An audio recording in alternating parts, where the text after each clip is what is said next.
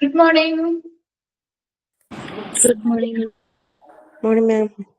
Good morning, ma'am. Okay, നമ്മള് safety and security അല്ലേ പഠിച്ചുകൊണ്ടിരുന്നത്? ആ ചാപ്റ്ററിൽ എടുത്തുകൊണ്ടിരിക്കുന്നേ. അതെ.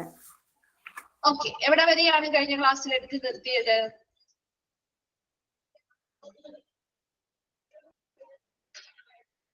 എവിടെ വരെയാണ് എടുത്ത് നിർത്തിയത്? പേഷ്യന്റ് കെയറുമായി ബന്ധപ്പെട്ട സേഫ്റ്റി ഇൻ പേഷ്യന്റ് കെയർ പറഞ്ഞില്ലേ? അതുവരെ പറഞ്ഞു നിർത്തിയിരിക്കണം. ഓക്കെ, അത് രണ്ടും കഴിഞ്ഞു അല്ലെ? സേഫ്റ്റി ജനറൽ സേഫ്റ്റി റൂൾസും കഴിഞ്ഞു, സേഫ്റ്റി ഇൻ പേഷ്യന്റ് കെയറും കഴിഞ്ഞു അല്ലെ? ഓക്കെ, അടുത്തത് സേഫ്റ്റി ഇൻ ട്രാഫിക് ആണ് അല്ലെ? ഓക്കെ, അത് ആദ്യത്തെ രണ്ട് ഭാഗങ്ങൾ ക്ലിയർ ആണോ? ഓക്കെ ആണോ? Okay. Okay.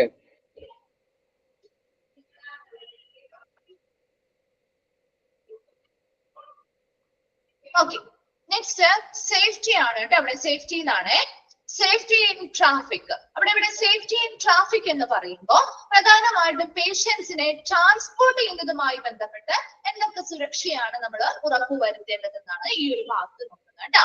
Safety in traffic, പേഷ്യൻസിനെ transport ചെയ്ത് കൊണ്ടുപോകുന്നതുമായി ബന്ധപ്പെട്ട് എന്തൊക്കെ സേഫ്റ്റി അല്ലെങ്കിൽ എന്തൊക്കെ സുരക്ഷയാണ് നമ്മൾ ഉറപ്പുവരുത്തേണ്ടത്. അതിൽ ഫസ്റ്റ് വൺ ആണ് വീൽ ബ്രേക്സ്. കണ്ടിട്ടുണ്ടോ വീൽ ബ്രേക്സ്? സ്ട്രക്ചർ അല്ലെങ്കിൽ വീൽ ചെയർസുമായി ബന്ധപ്പെട്ട് അതിന്റെ താഴെ കണ്ടിട്ടുണ്ടോ വീൽ ബ്രേക്സ്? അത് ഉപയോഗിച്ച് നമ്മുടെ സ്ട്രക്ചർ അല്ലെങ്കിൽ വീൽ ചെയർസ് ഒക്കെ നമുക്ക് ലോക്ക് ചെയ്ത് നിർത്താനായിട്ട് സഹായിക്കുന്നവ. അതിൽ ഒന്നാമത്തത് വീൽ ബ്രേക്ക് എന്ന് പറഞ്ഞാല് locking wheel brakes to secure wheelchair or structure in place before loading or unloading a patient. എന്താണ്? ഒരു പേഷ്യന്റിനെ ലോഡ് ചെയ്യുമ്പോൾ സ്ട്രക്ചർ അല്ലെങ്കിൽ വീൽ ചെയർസിനെ നമുക്ക് വീൽ ബ്രേക്സ് ഉപയോഗിച്ചുകൊണ്ട് എന്ത് ചെയ്യാൻ പറ്റും? ലോക്ക് ചെയ്ത് നിർത്താനായിട്ട് സാധിക്കും. ഒരു പ്ലേസിൽ നമുക്ക് ഒരു സ്ട്രക്ചറിനെ ആവാം അല്ലെങ്കിൽ ഒരു വീൽ ചെയറിലേക്ക് ഒന്നില്ലെങ്കിൽ ആളുകളെ ലോഡ് ചെയ്യുന്ന സമയത്തോ അല്ലെങ്കിൽ അവരെ അതിൽ നിന്ന് അൺലോഡ് ചെയ്യുന്ന സമയത്തോ ആ ഒരു സ്ട്രക്ചർ അല്ലെങ്കിൽ വീൽ ചെയർ എന്ത് ചെയ്യാൻ പാടില്ല?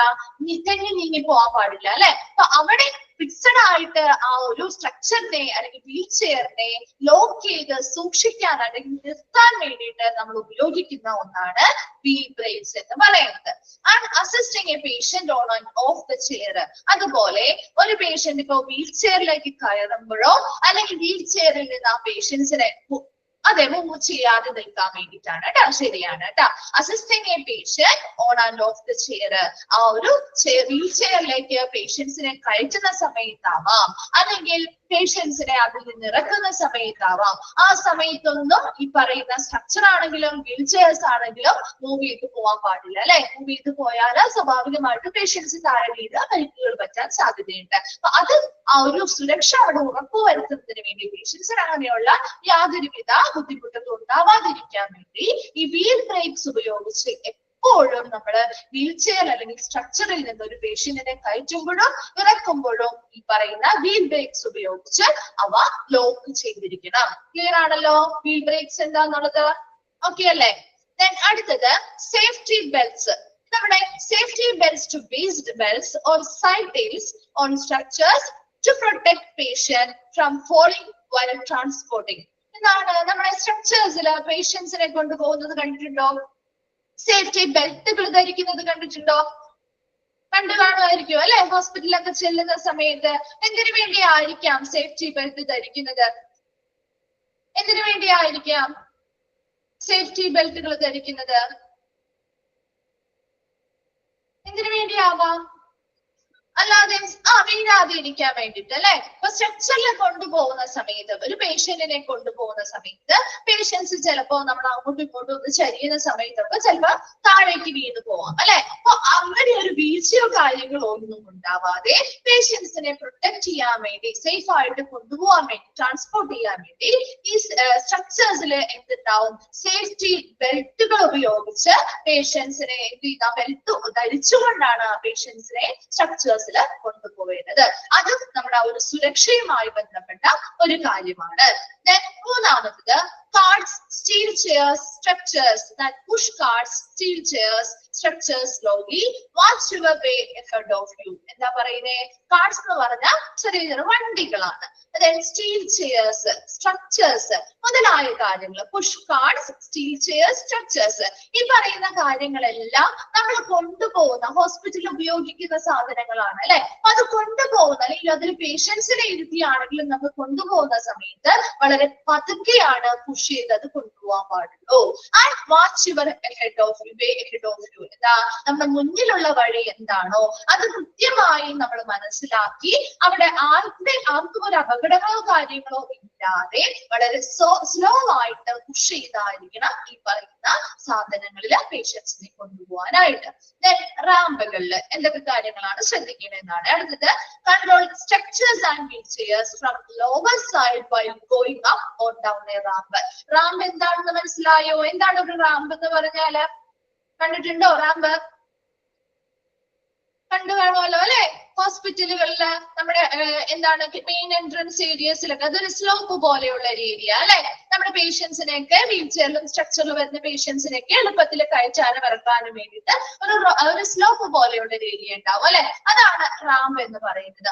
ഈ ഒരു റാമ്പിലൂടെ ഒരു സ്ട്രക്ചറിലായിക്കോട്ടെ അല്ലെങ്കിൽ ഒരു വീൽ ചെയറിലായിക്കോട്ടെ പേഷ്യൻസിനെ നമ്മൾ അങ്ങോട്ട് കയറ്റുന്ന സമയത്തും തിരിച്ച് ഇറക്കുന്ന സമയത്തും എപ്പോഴും ഏത് സ്ഥലത്ത് നിന്നായിരിക്കണം ആ ഒരു വീൽ ചെയറിനെ അല്ലെങ്കിൽ സ്ട്രക്ചറിനെ കൺട്രോൾ ചെയ്യുന്നത്?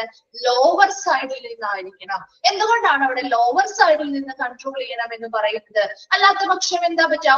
അപ്പർ സൈഡിൽ നിന്ന് കൺട്രോൾ ചെയ്താൽ എന്താ പറ്റുക?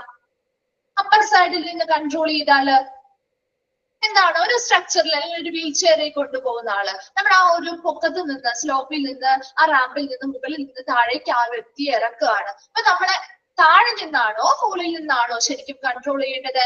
താഴെ നിന്നാണ്. അല്ലാതെ പക്ഷം എന്താ? അതെ, സ്പീഡ് പോകുമ്പോ കൺട്രോൾ ചെയ്യാൻ പറ്റില്ല, അവര് താഴെ വീണ് പോവാം അല്ലെ. അപ്പൊ അങ്ങനെയുള്ള അപകടങ്ങൾ ഒഴിവാക്കാൻ വേണ്ടി എപ്പോഴും ഒരു റാമ്പിലൂടെ ആളുകളെ കയറ്റുന്ന സമയത്തും സ്ട്രക്ചറിലാവാം വീൽ ചെയറിലാവാം കേട്ടാ, ആ റാമ്പിലൂടെ ആളുകളെ കയറ്റുന്ന സമയത്തും ഇറക്കുന്ന സമയത്തും ലോവർ സൈഡിൽ നിന്ന് വേണം ആ ഒരു സ്ട്രക്ചറിനെ അല്ലെങ്കിൽ വീൽ ചെയറിനെ കൺട്രോൾ ചെയ്യാനായിട്ട്.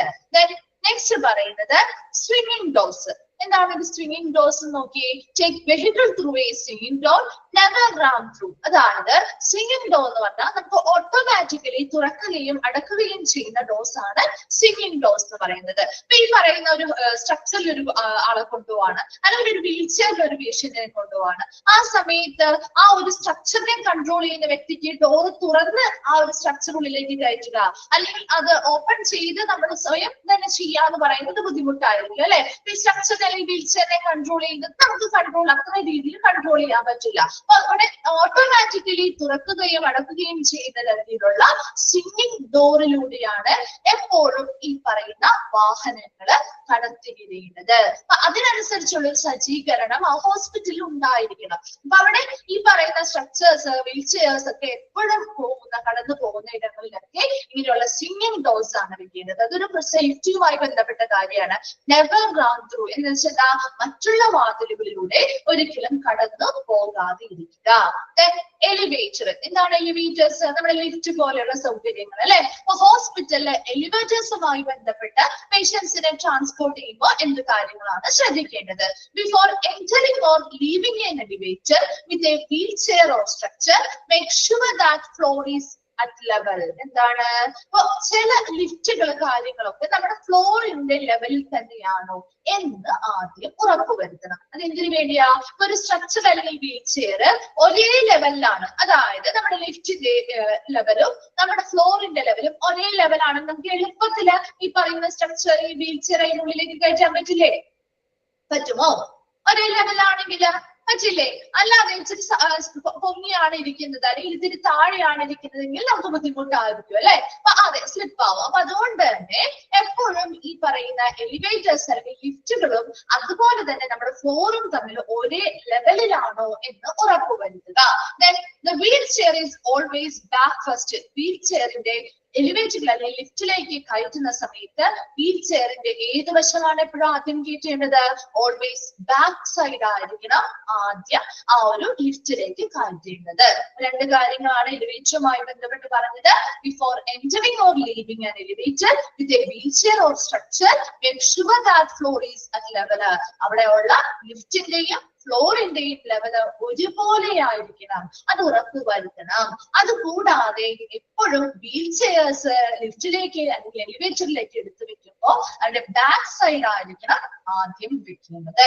ദെൻ ട്രാൻസ്പോർട്ടിങ്ങുമായി ബന്ധപ്പെട്ട് എന്താ? Transport patients feet first, have an assistant guide at front. ഇനി ഒരു പേഷ്യന്റിനെ ട്രാൻസ്പോർട്ട് ചെയ്യുമ്പോൾ കണ്ടിട്ടില്ലേ നിങ്ങൾ സ്ട്രക്ചറിലൊക്കെ പേഷ്യൻസിനെ കൊണ്ടുപോകുന്നത്? കണ്ടിട്ടില്ലേ? ഏത് വശമാണ് നമ്മുടെ നേരെ ആദ്യം വരുന്ന ഏരിയ? ഏതാ? ഹെഡ് പോർഷൻ ആയിരിക്കോ അതോ ഫീറ്റ് പോർഷൻ ആയിരിക്കോ? എവിടെയാണ് ശരിക്കും ആ ഒരു സ്ട്രക്ചറിനെ നമ്മൾ കൺട്രോൾ ചെയ്യുന്നത്? എവിടെയാണ്? ഏത് ഭാഗത്ത് നിന്നാണ് പുഷ് ചെയ്ത് കൊണ്ടുപോകുന്നത്? ഏത് ഭാഗത്ത് നിന്നാണ്? ഇതൊക്കെ നമുക്കൊന്ന് മനസ്സിലാകാം. കണ്ട കാര്യങ്ങളാണ് അല്ലെ, കണ്ട കാര്യങ്ങളാണ്. കുറച്ച് നമ്മൾ ഒന്ന് എന്ത് ചെയ്യുന്നു, ഒന്ന് കളക്ട് ചെയ്തെടുക്കുന്നു മാത്രമാണ് ഇൻഫർമേഷൻസിനെ. എവിടെയായിരിക്കും? നിങ്ങൾ കണ്ടിട്ടുണ്ടോ? സ്ട്രക്ചറിൽ ആളുകൾ കൊണ്ടുപോകുന്നത് കണ്ടിട്ടില്ലേ? ഏത് ഭാഗത്ത് നിന്നാണ് ആളുകളെ കൺട്രോൾ ചെയ്യുന്നത്? നമ്മൾ ആ ഒരു സ്ട്രക്ചറിനെ കൺട്രോൾ ചെയ്യുന്നത് അവിടുത്തെ ജീവനക്കാര് ഹെഡിന്റെ ഭാഗത്ത് നിന്നാണോ ഫീറ്റിന്റെ ഭാഗത്താണോ? എവിടെയായിരിക്കും?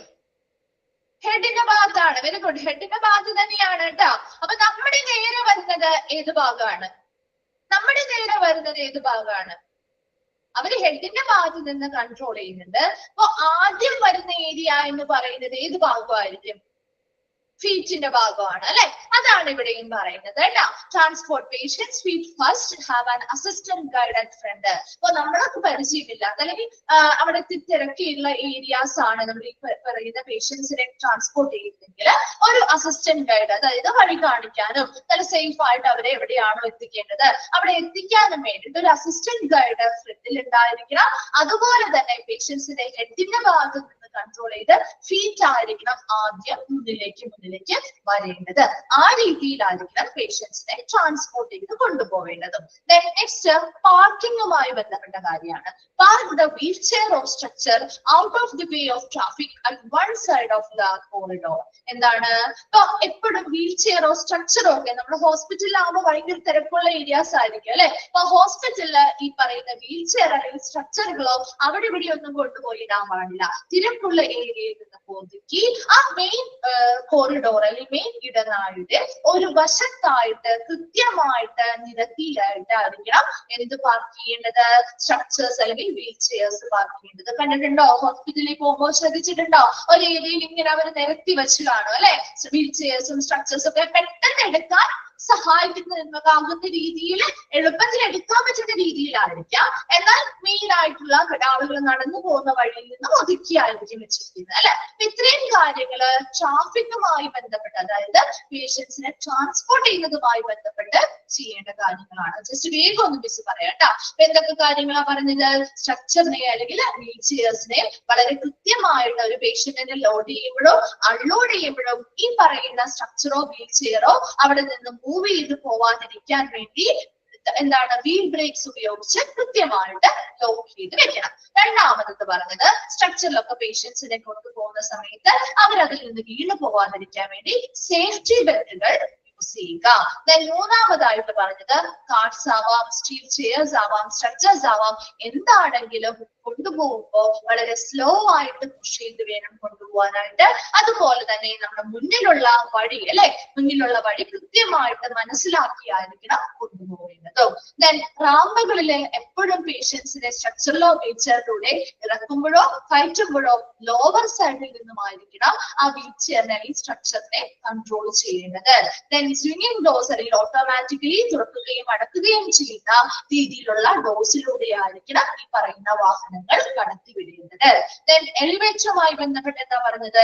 ഈ എലിവേറ്റർ അല്ലെങ്കിൽ ലിഫ്റ്റിന്റെയും നമ്മുടെ ഫ്ലോറിന്റെയും ലെവല് ഒരേപോലെയാണോ എന്ന് ഷുവറാക്കണം. അതുകൂടാതെ എപ്പോഴും ഒരു എലിവേറ്റർ അല്ലെങ്കിൽ ലിഫ്റ്റിലേക്ക് വീൽ ചെയർ കടത്തിവെക്കുമ്പോൾ ഡോറിന്റെ ബാക്ക് സൈഡ് ആയിരിക്കണം ആദ്യം എടുത്തു വെക്കേണ്ടത്. ദെൻ ട്രാൻസ്പോർട്ടിങ്ങുമായി ബന്ധപ്പെട്ട് എന്താ പറയുന്നത്, പേഷ്യൻസിന്റെ ഫീറ്റ് ആയിരിക്കണം മുന്നിലേക്ക് ആദ്യം പോവേണ്ടത്. അതിനു വേണ്ടി സഹായകമായിട്ട് വേണമെങ്കിൽ അസിസ്റ്റന്റ് ഗൈഡുകളെയോ കൃത്യമായിട്ട് പോവാൻ വേണ്ടിയിട്ട് നമുക്ക് അവിടെ സഹായത്തിനാക്കി വെക്കാവുന്നതാണ്. ദെൻ പാർക്കിങ്ങുമായി ബന്ധപ്പെട്ട് വരുമ്പോൾ എന്താ, വീൽചെയർ അല്ലെങ്കിൽ സ്ട്രെച്ചേഴ്സ് ഒരിക്കലും വളരെ തിരക്കുള്ള ഏരിയാസിൽ ആവരുത് വെക്കരുത്. തിരക്കുള്ള ഏരിയാസിൽ നിന്ന് ഒതുക്കി ഒരു മെയിൻ കോറിഡോറിന്റെ ഇടനാഴിയുടെ ഒരു സൈഡിലായിട്ട് ഒതുക്കിയായിരിക്കണം, പെട്ടെന്ന് എടുക്കാൻ പറ്റുന്ന രീതിയിലായിരിക്കണം, എന്നാൽ അധികം തിരക്കുള്ള ആളുകളെ ബുദ്ധിമുട്ടിക്കുന്ന രീതിയിലും ആവാതെ ആയിരിക്കണം അത് പാർക്ക് ചെയ്യേണ്ടത്. വേഗം ഒന്ന് വായിച്ചു നോക്കി സേഫ്റ്റിയും ട്രാഫിക്.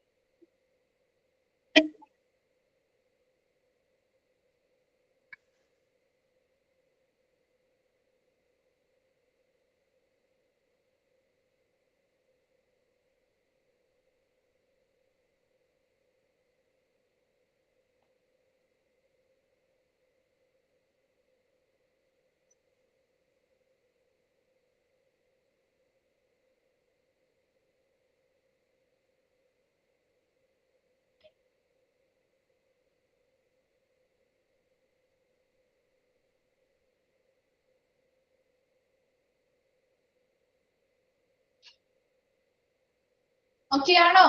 ക്ലിയർ ആണോ? സേഫ്റ്റി ഇൻ ട്രാഫിക് ഒന്ന് റിപ്ലൈ ചെയ്തേ.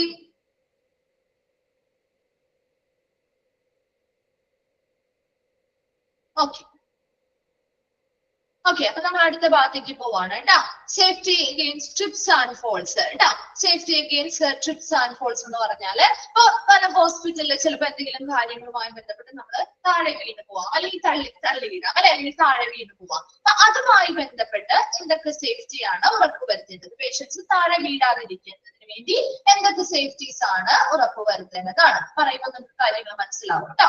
ഫസ്റ്റ് വൺ ആണ് gather up the little things on floors like banana peelings, flower petals, pencils, broken glass, etc. നമ്മുടെ വീടുകളിലൊക്കെ നമ്മുടെ പഴത്തൊലിയൊക്കെ കിടന്നു കഴിഞ്ഞാല് നമ്മൾ തെന്നി വീഴാറുണ്ട് അല്ലെ? അതിൽ ചവിട്ടിയാല് തെന്നി വീഴാറില്ലേ?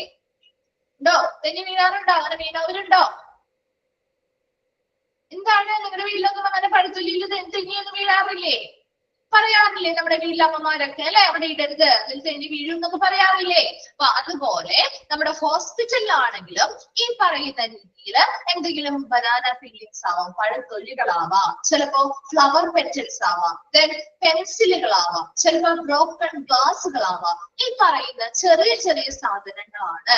അത് ചിലപ്പോ ഫ്ലോറിൽ കിടന്നാൽ പോലും അതിൽ തട്ടി പേഷ്യൻസ് താഴെ വീഴാൻ സാധ്യതയുണ്ട് അല്ലെ? അപ്പൊ അത് ഒഴിവാക്കാൻ വേണ്ടി ഈ പറയുന്ന ഫ്ലോറില് ഇങ്ങനെയുള്ള ചെറിയ ചെറിയ ബനാന പീലിങ്സ് ആവാം, ഫ്ലവർ പെറ്റൽസ്, പെൻസിലുകള്, ബ്രോക്കൺ ഗ്ലാസ് മുതലായിട്ടുള്ളതൊക്കെ ഉണ്ടെങ്കിൽ ഇങ്ങനെയുള്ള ചെറിയ ചെറിയ സാധനങ്ങളൊക്കെ കാണുകയാണെങ്കിൽ അത് എന്ത് ചെയ്യുക, കളക്ട് ചെയ്ത് അവിടെ നിന്ന് റിമൂവ് ചെയ്ത് മാറ്റുക എന്നുള്ളതാണ്. അല്ലാത്ത പക്ഷം അതിൽ തട്ടി അല്ലെങ്കിൽ അതിൽ തെന്നി പേഷ്യൻസ് വീഴാൻ സാധ്യതയുണ്ട്. ഒന്നാമത്തെ കാര്യം ക്ലിയർ ആയല്ലോ. രണ്ടാമത്തത് clean liquid spill instantly, block off the area until it is cleaned. അതായത് ഇപ്പൊ വെള്ളം വീണ് നമ്മുടെ വീട്ടിൽ അങ്ങനെയല്ലേ, ഓയിൽ വീണാല് അല്ലെങ്കിൽ വെള്ളം വീണാലും അമ്മ പറയും അല്ലെ, ഉടനെ അത് തുടച്ചിടാൻ പറയും അല്ലെ, ക്ലീൻ ചെയ്തിടാൻ പറയാറില്ലേ? അതെന്തിനു വേണ്ടിയിട്ടാണ്? അതിൽ തന്നെ എന്താണ് തെന്നി വീഴാനുള്ള സാധ്യത കൂടുതലാണ് അല്ലെ? അവിടെ വരുന്ന പിന്നാലെ വരുന്ന എല്ലാവരും തെന്നി വന്ന് സ്ലിപ്പായിട്ട് വീഴാനുള്ള സാധ്യത കൂടുതലാണ് അല്ലെ? അപ്പൊ അത് ഒഴിവാക്കാൻ വേണ്ടി അതുപോലെ നമ്മുടെ ഹോസ്പിറ്റലുകളിലും ഇങ്ങനെയുള്ള ലിക്വിഡ് സ്പിരിറ്റ്സ്, എന്തെങ്കിലും വാട്ടർ ആവാം, ഓയിൽ ആവാം, മുതലായത് എവിടെയെങ്കിലും ഒക്കെ വീണിട്ടുണ്ടെങ്കിൽ ഉടനടി ആ ഏരിയ ബ്ലോക്ക് ചെയ്തിടുക. എത്ര സമയം വരെയാണ്?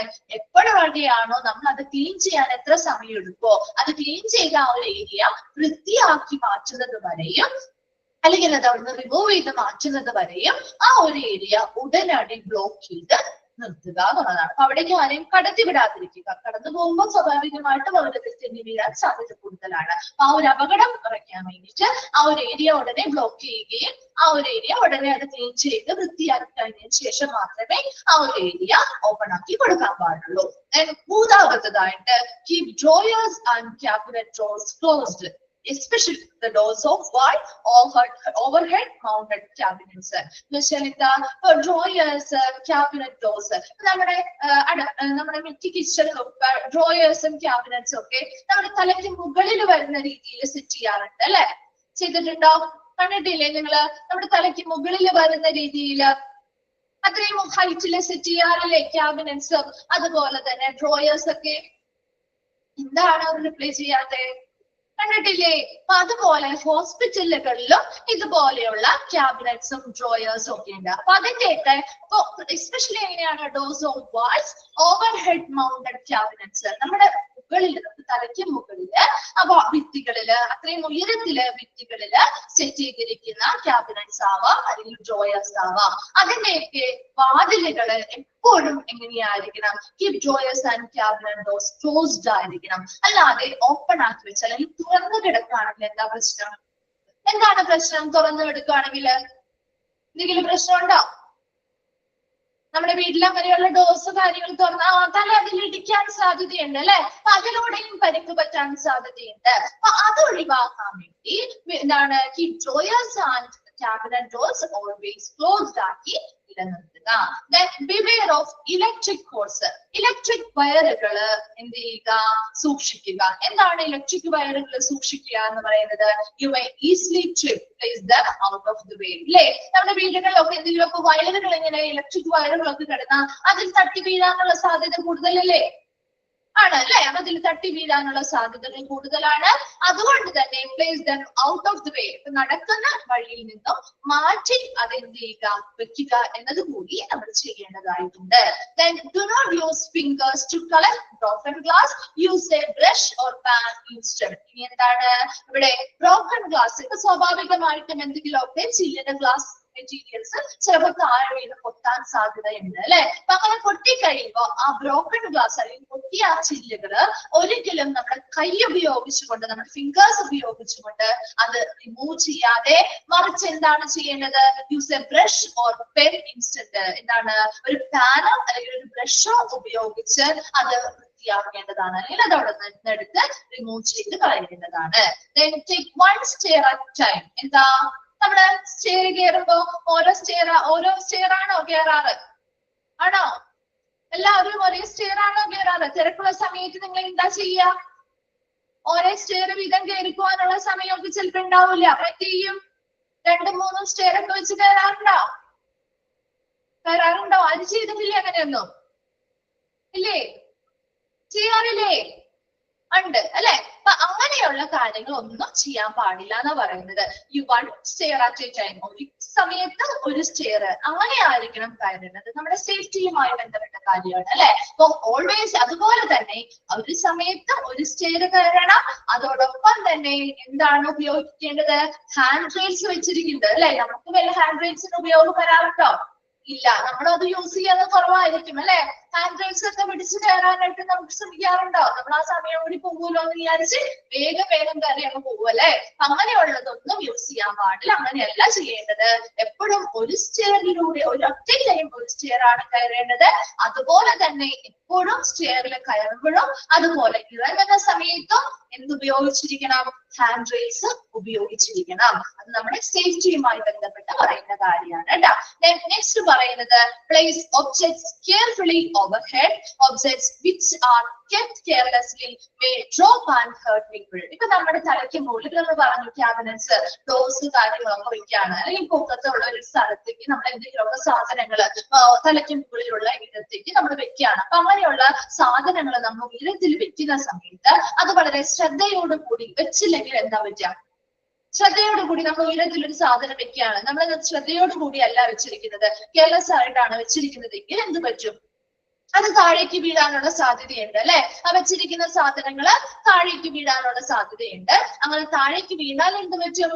അത് ആരുടെയെങ്കിലും മേത്താണ് വീഴുന്നതെങ്കിലോ അല്ലെങ്കിൽ തലയിലാണ് വീഴുന്നതെങ്കിലോ മുറിവ് പറ്റാനുള്ള സാധ്യതയുണ്ട് അല്ലെ? അല്ലെങ്കിൽ അവർക്ക് എന്തെങ്കിലും അപകടങ്ങൾ ഉണ്ടാവാനുള്ള സാധ്യത കൂടുതലാണ്. അപ്പൊ അങ്ങനെയുള്ള കാര്യങ്ങളൊക്കെ ഒഴിവാക്കുകയും ചെയ്യുക. അപ്പൊ എന്തൊക്കെയാണ് സേഫ്റ്റി അഗെയിൻസ്റ്റ് ട്രിപ്സ് ആൻഡ് ഫാൾസിൽ നമ്മൾ പറഞ്ഞത്?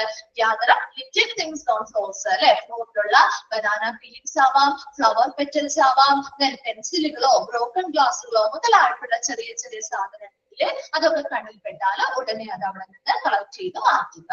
രണ്ടാമതായിട്ട് പറഞ്ഞത് ലിക്വിഡ് ആയിട്ടുള്ള സ്പേസ്, ഇപ്പൊ വെള്ളോ ഓയിലോ മുതലായ കാര്യങ്ങളൊക്കെ തലയിൽ വീണ് കിടന്നാല് ഉടനടി ആ ഏരിയ ബ്ലോക്ക് ചെയ്യുകയും അത് ക്ലീൻ ചെയ്ത് വൃത്തിയാക്കിയതിനു ശേഷം മാത്രമേ ആ ഏരിയ തുറന്ന് കൊടുക്കാനായിട്ട് പാടുള്ളൂ. മൂന്നാമതായിട്ട് പറഞ്ഞത് ഡ്രോയേഴ്സും ക്യാബിനറ്റ്സിന്റെയും ഡോറുകൾ എപ്പോഴും ക്ലോസ്ഡ് ആയിരിക്കണം. പ്രത്യേകിച്ചും നമ്മുടെ തലയ്ക്ക് മുകളിൽ ഉയരത്തിൽ നിൽക്കുന്ന രീതിയിലുള്ള ക്യാബിനറ്റ്സും ഡോറുകളും എപ്പോഴും ക്ലോസ്ഡ് ആയിരിക്കണം. അല്ലാത്ത പക്ഷം അതിൽ തട്ടി അല്ലെങ്കിൽ ഇടിച്ച് നമുക്ക് പരിക്കേൽക്കാൻ സാധ്യതയുണ്ട്. നെക്സ്റ്റ് പറയുന്നത് beware of electric poles, electric വയറുകളുമായി ബന്ധപ്പെട്ട് സൂക്ഷിക്കേണ്ട കാര്യങ്ങളാണ്. വെറുതെ ഇങ്ങനെ ഫ്ലോറിൽ ഇലക്ട്രിക് വയറുകൾ കിടക്കുകയാണെങ്കിൽ സ്വാഭാവികമായിട്ടും അത് തട്ടി വീഴാനുള്ള ചാൻസ് കൂടുതലാണ് അല്ലെ? അതുകൊണ്ട് തന്നെ അത് എപ്പോഴും നടക്കുന്ന വഴിയിൽ ഒതുക്കി പ്ലേസ് ചെയ്യുക എന്നുള്ളതാണ് അതിന്റെ ഒന്നാമത്തെ കാര്യം. Then do not use fingers or collect broken glass അല്ലെ? പുതിയ ഗ്ലാസുകൾ കാര്യങ്ങൾ ഫിംഗേഴ്സ് അല്ലെങ്കിൽ നമ്മുടെ വിരലുകൾ ഉപയോഗിച്ച് കളക്ട് ചെയ്യാതെ മറിച്ച് ഒരു ബ്രഷോ പാനോ ഉപയോഗിച്ചുകൊണ്ട് അത് കളക്ട് ചെയ്ത് നമ്മൾ റിമൂവ് ചെയ്യുക. Then ഒരു സമയത്ത് ഒരു സ്റ്റെയർ കയറുക, അതുപോലെ സ്റ്റെയർ കയറുമ്പോഴും ഇറങ്ങുന്ന സമയത്തും എപ്പോഴും ഹാൻഡ് റൈൽസ് ഉപയോഗിക്കുക. Then നമ്മൾ ഏറ്റവും തലയ്ക്ക് മുകളിൽ അല്ലെങ്കിൽ ഉയരത്തിൽ വരുന്ന രീതിയിൽ ഓരോ സാധനങ്ങളും പ്ലേസ് ചെയ്യുമ്പോൾ ആ ഒബ്ജക്റ്റ് വളരെ കെയർഫുൾ ആയിട്ട് വളരെ നല്ല രീതിയിലാണോ അത് വെച്ചിരിക്കുന്നത് എന്ന് ഉറപ്പുവരുത്തണം. അല്ലാത്ത പക്ഷം കെയർലെസ് ആയിട്ടാണ് വെച്ചിരിക്കുന്നതെങ്കിൽ അത് താഴേക്ക് വീഴാനും ആളുകൾക്ക് എന്തെങ്കിലുമൊക്കെ അപകടങ്ങൾ സംഭവിക്കാനും സാധ്യതയുണ്ട്. വേഗം ഒന്ന് വായിച്ചു നോക്കി. Safety against trips and falls.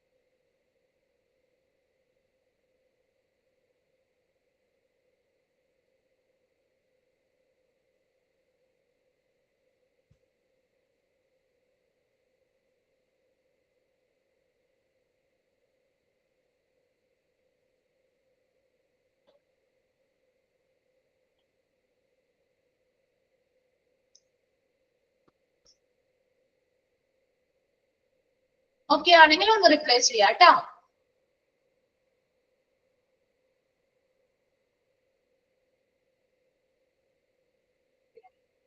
Okay,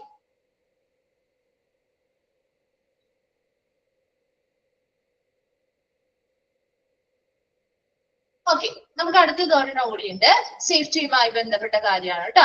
safety in electric goods. ഇതുകൂടി കഴിഞ്ഞ് കഴിഞ്ഞാൽ നമ്മുടെ സേഫ്റ്റി എന്ന് പറയുന്ന ഭാഗം കംപ്ലീറ്റ് ആവും. അടുത്തത് നമ്മുടെ സെക്യൂരിറ്റി എന്ന് പറയുന്ന ഭാഗത്തിലേക്കാണ് കിടക്കുന്നത് കേട്ടോ. ലാസ്റ്റത്തെയാണ് സേഫ്റ്റി ഇൻ ഇലക്ട്രിക് ഗുഡ്സ് അല്ലെ? ഇലക്ട്രിക് വസ്തുക്കളുമായി ബന്ധപ്പെട്ട സേഫ്റ്റി അല്ലെ? ഹോസ്പിറ്റലിൽ ഒത്തിരി ഇലക്ട്രിക് ഉപകരണങ്ങൾ ഉപയോഗിക്കുന്ന ഒരു സ്ഥാപനമാണ് അല്ലെ? അവിടെ ഇലക്ട്രിക് ഗുഡ്സുമായി ബന്ധപ്പെട്ട് അല്ലെങ്കിൽ ഇലക്ട്രിക് വസ്തുക്കളുമായി ബന്ധപ്പെട്ടും നമ്മൾ സുരക്ഷ ഉറപ്പുവരുത്തേണ്ടതായിട്ടുണ്ട്. ഇതിൽ ഒന്നാമത്തേതാണ് wetness near switches, wiring appliances. ഇല്ലേ? നമ്മുടെ വീടുകളിലാണെങ്കിലും അമ്മമാര് പറയാറില്ലേ? ആണോ? നനഞ്ഞ കൈകൊണ്ട് സ്വിച്ചുകളൊന്നും ഇടാൻ പാടില്ല നമുക്ക് പറയാറുണ്ടോ? ഉണ്ട് അല്ലെ? അതെ അതെ. ഇപ്പൊ ഇവിടെയാണെങ്കിലും സ്വിച്ചസിന്റെയോ അല്ലെങ്കിൽ വയറിംഗ് അപ്ലയൻസസിന്റെയോ ഒക്കെ ഇടത്തുള്ള വെറ്റ്നസ് അല്ലെങ്കിൽ നനവ് മുതലായ കാര്യങ്ങളൊക്കെ തടയുക. അവിടെ ഈർപ്പം അല്ലെങ്കിൽ നനവ് വന്നാൽ എന്താ പറ്റുക, അതിലൂടെ കറണ്ട് പാസ് ചെയ്യാനും അതിലൂടെ നമുക്ക് ഷോക്ക് കേൾക്കാനും സാധ്യതയുണ്ട് അല്ലെ. അപ്പൊ അങ്ങനെയുള്ള ഈ സ്വിച്ചസ് ആൻഡ് വയറിംഗ് അപ്ലയൻസസിന്റെ അടുത്തായിട്ടുള്ള ഈ വെറ്റ്നസ് അല്ലെങ്കിൽ നനവുകള് തടയുക. രണ്ടാമത്തത് protect cords heat and add അല്ല അവിടെ ഓയിൽ നാക്കണേ. Oil and abuse will damage electric insulation. അതായത് ഇപ്പൊ നമ്മുടെ വയറുകളിലൊക്കെ ഹീറ്റ് വന്നാൽ, ഇപ്പൊ വയറൊക്കെ നമ്മുടെ ചൂടായി കഴിഞ്ഞാൽ, ഒത്തിരി ചൂട് വന്നു കഴിഞ്ഞാല് ആ വയറിന്റെ എന്താ പുറം കോട്ടിംഗ് ഒക്കെ എന്ത് ചെയ്യാം, എന്തായി പോവാം, ഉരുകി പോവാം അല്ലെ, ഉരുകാം, പൊട്ടിപ്പോവാം, കളർ ചേഞ്ച് വരാം അല്ലെ. അതുപോലെ ചില വയറുകൾ ഇപ്പൊ ഓയിൽ ഉണ്ടെങ്കിലും അതിന്റെ ആ ഒരു കേബിളിന്റെ ഇൻസുലേഷനെ ഒക്കെ എന്ത് ചെയ്യാറുണ്ട്, തകർക്കാറ്, ഡാമേജ് ഒക്കെ വരുത്താറുണ്ട്. ഓയിലുമായിട്ട് കോണ്ടാക്റ്റിൽ വരുന്നാലും അല്ലെങ്കിൽ ഹീറ്റുമായിട്ട് കോണ്ടാക്റ്റിൽ വന്നാലും ചില വയറുകൾ എന്ത് ചെയ്യാറുണ്ട്, അതിന്റെ ഇൻസുലേഷന് ഡാമേജ് സംഭവിക്കാം. അതിന്റെ പുറത്തെ പ്രൊട്ടക്റ്റിംഗ് കോട്ടൊക്കെ ഉരുകി പോവാം, അല്ലെങ്കിൽ കളർ ചേഞ്ച് വരാം, അല്ലെങ്കിൽ പൊട്ടിപ്പോവാനുള്ള സാധ്യതകളൊക്കെ ഉണ്ട്. And abuse will damage electric insulation. അപ്പൊ ഇങ്ങനെയുള്ള ഹീറ്റോ ഓയിലോ മുതലായിട്ടുള്ള കാര്യങ്ങളുമായിട്ട് ഈ പറയുന്ന വയേഴ്സ് കോണ്ടാക്റ്റിൽ വന്നാല് സ്വാഭാവികമായിട്ടും അവിടുത്തെ ഇലക്ട്രിക് ഇൻസുലേഷൻ കറണ്ട് പാസ് ചെയ്ത് കൊണ്ടുപോകാൻ പറ്റുന്ന ആ ഒരു ഇലക്ട്രിക് ഇൻസുലേഷൻ അല്ലെങ്കിൽ ആ വൈദ്യുതി രോധനം എന്ന് പറയുന്ന ആ ഒരു കപ്പാസിറ്റി എന്ത് ചെയ്യാം, അതില് ആ ഒരു വയറിന്റെ ഡാമേജ് സംഭവിക്കാം. അപ്പൊ അങ്ങനെയുള്ള ഡാമേജ് സംഭവിച്ചാല് സ്വാഭാവികമായിട്ടും അതുവഴി നമുക്ക് എന്താണ് കറണ്ട് പാസ് ചെയ്ത് പുറത്തേക്ക് വരാനും അതുവഴി പല അപകടങ്ങളും വന്നു വരാനും സാധ്യതയുണ്ട് അല്ലെ. അപ്പൊ 2 പോയിന്റ്സ് ആണ് പറഞ്ഞത്. Prevent wetness near switches, wiring appliances. സ്വിച്ചുകളുടെയും വയറിംഗ് അപ്ലയൻസുകളുടെയൊക്കെ അടുത്തുള്ള വെറ്റ്നസുകൾ അല്ലെങ്കിൽ എന്താണ് നനവോ എന്താണ്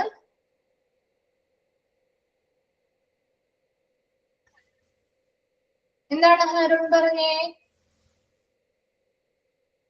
മനസ്സിലായില്ലല്ലോ.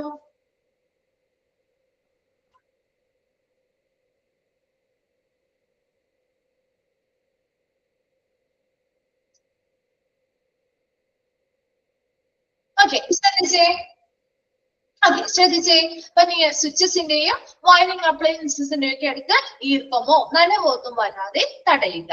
രണ്ടാമത് പറഞ്ഞത് ഹീറ്റോ ഓയിലോ മുതലായുള്ളതൊക്കെ നമ്മുടെ ഈ വയറുമായിട്ട് കോണ്ടാക്റ്റിൽ വന്നു കഴിഞ്ഞാല് ആ വയറിന്റെ ഇൻസുലേഷനെ അത് ഡാമേജ് ചെയ്യാനുള്ള സാധ്യതയുണ്ട്. അപ്പൊ അതുകൊണ്ട് തന്നെ അങ്ങനെയുള്ള കാര്യങ്ങളുമായിട്ട് ഒരു കോണ്ടാക്റ്റിൽ വരാതെ ആ ഒരു വയേഴ്സിനൊക്കെ പ്രൊട്ടക്ട് ചെയ്യുക എന്ന് പറഞ്ഞു. മൂന്നാമതായിട്ട് inspect cords, plugs, switches and outlets regularly to make sure that they are not damaged. എന്താ, ഇടയ്ക്കിടയ്ക്ക് പതിവായിട്ട് നമ്മൾ ഇത് പരിശോധിക്കണം. അവിടെ കോഡുകള്, കോഡ് വയറുകള്, പ്ലഗുകള്, സ്വിച്ചുകള്, അതുപോലെ ഔട്ട്ലെറ്റ്സ് നമ്മുടെ പുറത്തേക്കുള്ള എന്താണ് പുറത്തേക്കുള്ള പ്ലഗ് കാര്യങ്ങളൊക്കെയാണ്. അപ്പൊ അങ്ങനെയുള്ള കാര്യങ്ങളൊക്കെ പതിവായിട്ട് എന്ത് ചെയ്യണം, ഉറപ്പുവരുത്തുക. അത് ഡാമേജ് ഒന്നും ആയിട്ടില്ല, ഒക്കെ നന്നായിട്ട് വർക്ക് ചെയ്യുന്നുണ്ട്, വലിയ രീതിയിലുള്ള പ്രശ്നങ്ങളോ കാര്യങ്ങളോ ഒന്നും ഇല്ലാതിരിക്കുകയാണ് എന്നൊക്കെ പതിവായിട്ട് നമ്മൾ അവിടെ എന്ത് ചെയ്യണം, ഇൻസ്പെക്ട് ചെയ്യണം അല്ലെങ്കിൽ പരിശോധിക്കേണ്ടതായിട്ടുണ്ട്. ഇനി report electric faults instantly, A small shock, over heating, sparking or noise is an urgent warning. എന്താ, ഇലക്ട്രിക് ഉപകരണങ്ങൾ അല്ലെ, ചിലപ്പോൾ ഇലക്ട്രിക് ഉപകരണങ്ങൾക്ക് തകരാറുകൾ ഉണ്ടായാല് എന്താണ് റിപ്പോർട്ട് ഇലക്ട്രിക് ഫോൾട്സ്, ഇലക്ട്രിക് ഉപകരണങ്ങൾക്ക് തകരാറുകൾ ഉണ്ടായാലും ഉടനടി അത് റിപ്പോർട്ട് ചെയ്യേണ്ടതാണ്. എങ്ങനെയാണ് നമുക്ക് മനസ്സിലാവുന്നത് തകരാറ് വരുന്നുണ്ടെന്നുള്ളത്? ഇപ്പൊ നമ്മുടെ വീടുകളിൽ ചില ഉപകരണങ്ങളൊക്കെ ചിലപ്പോ ചെറിയ സ്മോൾ ഷോക്കുകൾ പോലെ നമുക്ക് തോന്നിയിട്ടുണ്ടോ നിങ്ങൾക്ക്? നിങ്ങളുടെ വീട്ടിൽ എന്തെങ്കിലുമൊക്കെ ഇലക്ട്രിക് ഉപകരണങ്ങൾ തകരാറിലാവുകയാണ് എന്ന് സൂചിപ്പിക്കുന്ന രീതിയിലുള്ള ഒരു സൂചനയാണ് അത് തരുന്നത്. ചിലപ്പോ ഓവർ ഹീറ്റിംഗ് ആയിട്ട് തോന്നാം, ഒത്തിരി ചൂട് പുറമെ അനുഭവപ്പെടാം അല്ലെ. ദെൻ സ്പാർക്കിംഗ്, ചെറിയ രീതിയിലുള്ള ഒരു തീപ്പൊരി പോലെ വരുന്നത് കണ്ടിട്ടുണ്ടോ? അതെ. ദെൻ എന്താ, നോയ്സ്, ചിലപ്പോ പൊട്ടുന്ന പോലെയുള്ള ചെറിയ ചെറിയ സൗണ്ടുകൾ വരാൻ അതിൽ. ഇതൊക്കെ എന്താണ്, ഒരു അർജന്റ് വാർണിംഗ് ആണ്. ഈ പറയുന്ന ഒരു ഉപകരണം തകരാറിലാവുകയാണ് എന്നൊരു അർജന്റ് വാർണിംഗ് അല്ലെങ്കിൽ ഒരു മുന്നറിയിപ്പാണ് നമുക്ക് ഈ പറയുന്ന രീതിയിലുള്ള കാര്യങ്ങളിൽ നിന്ന് മനസ്സിലാക്കാൻ പറ്റുന്നത്. അപ്പൊ ഉടനെ അങ്ങനെ എന്തെങ്കിലും ഒരു തകരാറ് ഒരു ഇലക്ട്രിക് ഉപകരണങ്ങൾ കണ്ടാൽ അത് ഉടനടി ബന്ധപ്പെട്ട ആളുകളെ റിപ്പോർട്ട് ചെയ്യുക എന്നത് ഒന്നാമത്തെ കാര്യമാണ്. Then next, do not use an electric outlet when the plug does not fit accurately. Get the outlet changed. ഇനി എന്താ, അപ്പൊ നമ്മൾ ഒരു പ്ലഗ് ഉണ്ടാവും, അതിന്റെ സോക്കറ്റ് കാര്യങ്ങൾ ഉണ്ടാവും അല്ലെ, നമ്മൾ അത് എപ്പോഴും ഫിക്സ് ആയിട്ടല്ലേ വെക്കുന്നത്. നല്ല രീതിയിൽ നമ്മൾ ഒരു പ്ലഗ് കുത്തുമ്പോ എങ്ങനെയാണ് ആ സോക്കറ്റിൽ കൃത്യമായിട്ട് അത് പ്ലേസ്ഡ് ആവട്ടെ. ലൂസ് ആയാൽ എന്ത് പറ്റും, അതിൽ നിന്ന് ഷോക്ക് വരാൻ അല്ലെങ്കിൽ കറണ്ട് പുറത്തോട്ട് വരാൻ സാധ്യതയുണ്ട് അല്ലെ. അപ്പൊ എപ്പോഴും ഒരു ഇലക്ട്രിക് ഔട്ട്ലെറ്റ് നമ്മൾ ചെയ്യുമ്പോൾ അതിന്റെ പ്ലഗ് കൃത്യമായിട്ട് ആ ഒരു ഔട്ട്ലെറ്റിൽ അല്ലെങ്കിൽ ആ ഒരു സോക്കറ്റില് കൃത്യമായിട്ട് ഫിക്സ് ആവുന്നുണ്ടോ എന്ന് മനസ്സിലാക്കണം. അങ്ങനെ ഫിറ്റ് ആയിട്ടില്ല എങ്കിൽ ആ ഔട്ട്ലെറ്റ് ചേഞ്ച് ചെയ്ത് ഫിറ്റ് ആവുന്ന രീതിയിലുള്ള പ്ലേസ് ചെയ്യേണ്ടതാണ്. Then when connecting and disconnecting equipment, turn the on off switches to off position. നിങ്ങൾ അങ്ങനെയാണോ ചെയ്യാറ്? ആണോ? ഒരു മൊബൈൽ ചാർജറിന്റെ കേസ് എടുക്കാം അല്ലെ, നമുക്ക് എളുപ്പത്തിൽ കണക്ട് ചെയ്യാൻ പറ്റുന്ന ഒരു മൊബൈൽ ചാർജ് ചെയ്യാൻ വെച്ചിരിക്കുകയാണ്. ഒരു ഫോൺ കോൾ വന്നാൽ നിങ്ങൾ ആദ്യം സ്വിച്ച് ഓഫ് ചെയ്തിട്ടാണോ മൊബൈലിൽ നിന്ന് മൊബൈൽ യൂസ് ചെയ്യാൻ പോവാറ്? ആണോ? ചിലവർ എങ്ങനെയാ ചെയ്യാ, സ്വിച്ച് ഒന്നും ഓഫ് ചെയ്യാതെ നേരെ മൊബൈൽ എടുത്തിട്ട് പോകും അല്ലെ. അപ്പൊ എപ്പോഴും അങ്ങനെയാണ്. എന്തൊരു ഉപകരണമാണെങ്കിലും നമ്മള് ഓൺ ഓഫ് സ്വിച്ചസ് എപ്പോഴും ഒരു ഉപകരണം നമ്മൾ കണക്ട് ചെയ്യുമ്പോഴും ഡിസ്കണക്ട് ചെയ്യുമ്പോഴും എപ്പോഴും ആ ഒരു സ്വിച്ച് എന്ന് പറയുന്നത് ഏത് പൊസിഷനിലായിരിക്കണം എന്നാ പറഞ്ഞേ? ഓഫ് പൊസിഷനിലായിരിക്കണം. ഓഫിൽ ഇട്ടുകൊണ്ടായിരിക്കണം അവിടെ കണക്ട് ചെയ്യേണ്ടതും ഡിസ്കണക്ട് ചെയ്യേണ്ടതും. Then make sure that the equipment is properly grounded. ഇപ്പൊ വലിയ വലിയ മെഷീനറീസോ കാര്യങ്ങളോ ഒക്കെ ആണെങ്കിൽ അത് കൃത്യമായിട്ട് വളരെ പ്രോപ്പർ ആയിട്ട് നല്ല നിരപ്പിലാണോ അത് വെച്ചിരിക്കുന്നത്. 3 wire ground plugs are a good protection. 3 വയറുള്ള പ്ലഗുകളുണ്ട്. 2 പിന്നുകൾ കണ്ടിട്ടുണ്ടോ? 3 pin 2 pin എന്നൊക്കെ പറയുന്നത് അല്ലെ, നമ്മുടെ വീടുകളിലൊക്കെ ഉപയോഗിക്കുന്നതാണ് അല്ലെ. അപ്പൊ കുറച്ചും കൂടി പ്രൊട്ടക്ഷൻ ഏതാണ്? 3 wire ground പ്ലഗുകളാണ്. ഗുഡ് പ്രൊട്ടക്ഷൻ, അതാണ് എർത്തിങ്ങും കാര്യങ്ങളും കൂടി വരുന്നത് കൊണ്ട് അതായിരിക്കും ഏറ്റവും പ്രൊട്ടക്റ്റഡ് ആയിട്ടുള്ള ഒരു ഉപയോഗിക്കാൻ പറ്റുന്ന ഒരു പ്ലഗ് എന്ന് പറയുന്നത്. Then keep wires lamps free from contact with curtains, furniture, packing materials. ഇനി എന്താണ് keep wires lamps? അതായത് കണ്ടിട്ടുണ്ടോ നിങ്ങള്? എന്താണ് നമ്മൾ കുറച്ചും കൂടി ഒരു ഫാഷനബിൾ ആക്കാൻ വേണ്ടിയിട്ട് പുതിയ ഒത്തിരി ലാമ്പുകൾ കാര്യങ്ങളൊക്കെ നമുക്ക് അവൈലബിൾ ആണ് അല്ലെ. ഇങ്ങനെ തൂക്കിയിടാൻ പറ്റുന്ന രീതിയിലുള്ള ലാമ്പുകൾ കണ്ടിട്ടുണ്ടോ? തൂക്കിയിടാൻ ഒരു വയറിൽ ഇങ്ങനെ തൂങ്ങിക്കിടക്കുന്ന രീതിയിലുള്ള ലാമ്പുകള് കണ്ടിട്ടുണ്ടോ? അതാണ് ഇവിടെ ഉദ്ദേശിക്കുന്നത് കേട്ടോ. അപ്പൊ അങ്ങനെ തൂങ്ങിക്കിടക്കുന്ന വയർ ലാമ്പുകള് എപ്പോഴും എന്തുമായിട്ട് കോണ്ടാക്റ്റിൽ വരാൻ പാടില്ല?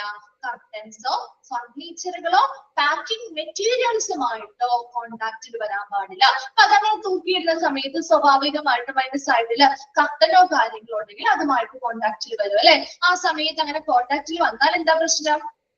എന്താണ് പ്രശ്നം? എന്തെങ്കിലും പ്രശ്നമുണ്ടോ? കോണ്ടാക്റ്റിൽ വന്നാല് എന്തെങ്കിലും പ്രശ്നം ഉണ്ടാവോ? എന്നാലോചിച്ച് നോക്കി. എന്തുകൊണ്ടാണ് അങ്ങനെ ഇടാൻ പാടില്ല, കോണ്ടാക്റ്റിൽ വരാൻ പാടില്ല എന്ന് പറയുന്നത്? എന്തെങ്കിലും പ്രശ്നം ഉണ്ടാവോ? എന്താണ് റിപ്ലൈ ചെയ്യാത്തത്? അതിന്റെ ഡാമേജ് സംഭവിക്കാം, അല്ലെങ്കിൽ എന്താ പലതരത്തിലുള്ള ഇപ്പൊ ഒത്തിരി നമ്മൾ അപകടങ്ങളൊക്കെ കേൾക്കാറുണ്ട് അല്ലെ. ഇല്ലേ? ഷോർട്ട് സർക്യൂട്ട് വന്ന് എന്താണ് പലതരത്തിലുള്ള തീപിടുത്തങ്ങളും നാശനഷ്ടങ്ങളും ഒക്കെ ഉണ്ടാകാൻ നമുക്ക് കേൾക്കാറുണ്ട് അല്ലെ. അപ്പൊ ഇങ്ങനെയുള്ള ചെറിയ എന്തെങ്കിലും മിസ്റ്റേക്കുകളിൽ നിന്നാവാം ചിലപ്പോൾ വലിയ രീതിയിലുള്ള അപകടങ്ങളിലേക്ക് എത്തുന്നത്. അപ്പൊ അങ്ങനെയുള്ള അപകടങ്ങളോ കാര്യങ്ങളോ ഒക്കെ കുറയ്ക്കാൻ വേണ്ടിയിട്ടാണ് ഈ പറയുന്ന ഫർണിച്ചറുകളുമായിട്ടോ അല്ലെങ്കിൽ കട്ടനൊക്കെ അത് പെട്ടെന്ന് തീപിടാനുള്ള രീതിയിലുള്ള ഒരു ഐറ്റംസ് അല്ലേ, അതൊക്കെ കോണ്ടാക്റ്റുകളിൽ നിന്ന് അതൊക്കെ കുറയ്ക്കാന്നാണ് പറയുന്നത് കേട്ടോ. ലാസ്റ്റ് വരുന്നത് do not use any portable electrical equipment till the engineering department checks it for safety. അതായത് പോർട്ടബിൾ എന്ന് പറയുമ്പോൾ നമുക്ക് കൊണ്ടു നടക്കാൻ പറ്റുന്ന രീതിയിലുള്ള ഇലക്ട്രിക് ഉപകരണങ്ങൾ അത് ആരുടെ അനുവാദ പ്രകാരം ഒരു എഞ്ചിനീയറിംഗ് ഡിപ്പാർട്ട്മെന്റ് സേഫ് ആണെന്ന് ചെക്ക് ചെയ്ത് പറയുന്നതിന് മുൻപ് നമ്മൾ ഒരിക്കലും കൊണ്ടുപോകാൻ പാടില്ല. അവിടെ ഒരു എഞ്ചിനീയറിംഗ് ഡിപ്പാർട്ട്മെന്റ് സേഫ് ആണ്, നമ്മൾ കൊണ്ടുപോയി നമുക്ക് ഉപയോഗിക്കാവുന്നതാണ് എന്ന് ചെക്ക് ചെയ്ത് പറഞ്ഞതിന് ശേഷം മാത്രമേ ഏതൊരു ഇലക്ട്രിക്കൽ എക്യുപ്മെന്റ്സ് പോർട്ടബിൾ ആയിട്ടുള്ള കൊണ്ടു നടക്കാൻ പറ്റുന്ന ഉപയോഗിക്കാൻ പറ്റുന്ന രീതിയിലുള്ള പോർട്ടബിൾ എക്യുപ്മെന്റ്സ് ഉപയോഗിക്കാൻ പാടുള്ളൂ. ഇതൊക്കെ ഇലക്ട്രിക് ഗുഡ്സുമായി ബന്ധപ്പെട്ട സേഫ്റ്റിയുമായി ബന്ധപ്പെട്ട കാര്യങ്ങളാണ് പറയുന്നത്. ജസ്റ്റ് വേഗം ഒന്ന് വെച്ച് പറയാം. ആദ്യത്തെ എന്താ പറഞ്ഞേ, സ്വിച്ചസ് ആണെങ്കിലും വയറിംഗ് അപ്ലയൻസിലേക്ക് അടുത്ത് വരുന്ന ഈർപ്പമോ അല്ലെങ്കിൽ നനവോ ഒക്കെ പരമാവധി തടയുക. രണ്ടാമത് പറഞ്ഞത് പ്രൊട്ടക്ട് കോഡ്സ്, അതായത് വയറുകളെ സംരക്ഷിക്കുക. അതിനുവേണ്ടി ഹീറ്റോ അതുപോലെ ഓയിലോ മുതലായിട്ടുള്ള കാര്യങ്ങളൊക്കെ എന്ത് ചെയ്യുന്നുണ്ട്, ആ ഒരു വയറിന്റെ ഇലക്ട്രിക് ഇൻസുലേഷനെ ഡാമേജ് ചെയ്യുന്നത് കൊണ്ട് തന്നെ അതിൽ നിന്ന് ഈ വയറിനെ പ്രൊട്ടക്ട് ചെയ്യുക. മൂന്നാമത് പറഞ്ഞത് കോഡ്സ് ആയിക്കോട്ടെ, പ്ലഗുകൾ ആയിക്കോട്ടെ, സ്വിച്ചസ് ആയിക്കോട്ടെ, ഔട്ട്ലെറ്റ്സ് ആയിക്കോട്ടെ മുതലായ എല്ലാ കാര്യങ്ങളും പതിവായിട്ട് ചെക്ക് ചെയ്യുകയും ഡാമേജ് ഒന്നുമില്ല എന്ന് ഉറപ്പുവരുത്തുകയും ചെയ്യണം.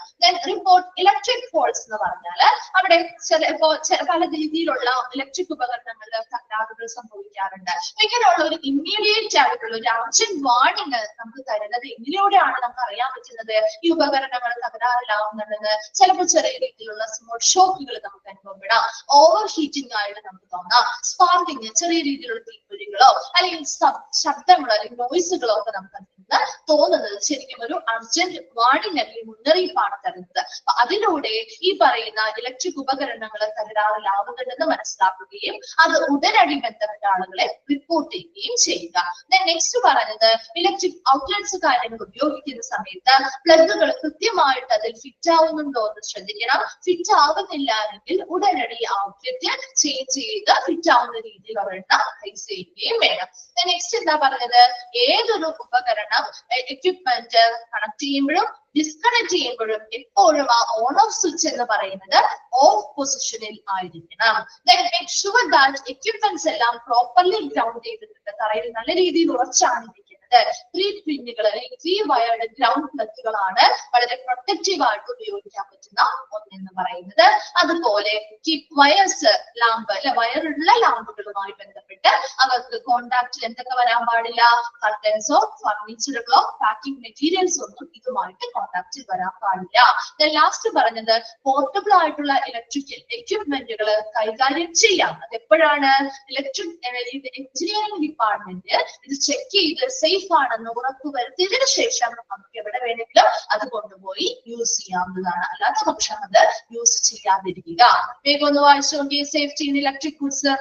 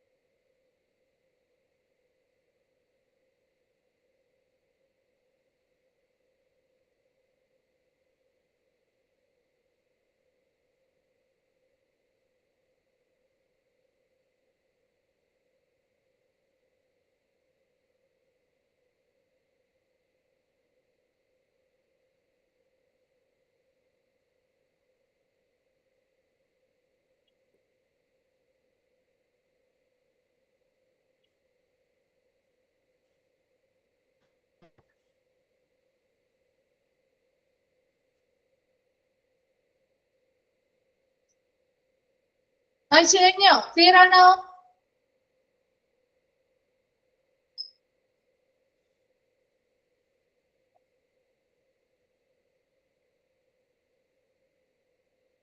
ഓക്കെ ആണ്.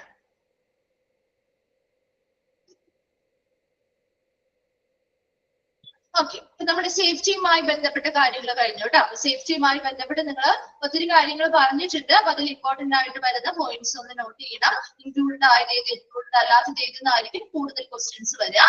അല്ലാത്ത രീതിയിലുള്ള ക്വസ്റ്റ്യൻസ് മിസ് മോക്ക് ടെസ്റ്റിൽ ഉൾപ്പെടുത്തുന്നുണ്ടാവും. അപ്പൊ അതും കൂടി ഉൾപ്പെടുത്തി ഒന്ന് പഠിച്ചു വെച്ചേക്കാം കേട്ടോ. ജനറൽ സേഫ്റ്റിയെ കുറിച്ച് നമ്മൾ പറഞ്ഞിട്ടുണ്ടായിരുന്നു, പേഷ്യന്റ് കെയറുമായി ബന്ധപ്പെട്ട് സേഫ്റ്റി പറഞ്ഞിട്ടുണ്ടായിരുന്നു, ട്രാഫിക്കുമായി ബന്ധപ്പെട്ട് സേഫ്റ്റി പഠിച്ചു, then tips and falls, electric ഗുഡ്സുമായി ബന്ധപ്പെട്ട് സേഫ്റ്റി പഠിച്ചു. ഇനി നമ്മൾ അടുത്തതായിട്ട് പഠിക്കാൻ പോകുന്നത് സെക്യൂരിറ്റിയാണ് കേട്ടോ. സുരക്ഷിതത്വവുമായി ബന്ധപ്പെട്ട കാര്യങ്ങളാണ്. ഇപ്പൊ ഹോസ്പിറ്റലില് സെക്യൂരിറ്റിയുമായി ബന്ധപ്പെട്ട ഒത്തിരി കാര്യങ്ങൾ നടത്താറുണ്ട് അല്ലെ? ഉണ്ടോ? ഹോസ്പിറ്റലിൽ സെക്യൂരിറ്റി ഉണ്ടോ? നമുക്ക് ഉണ്ടോ?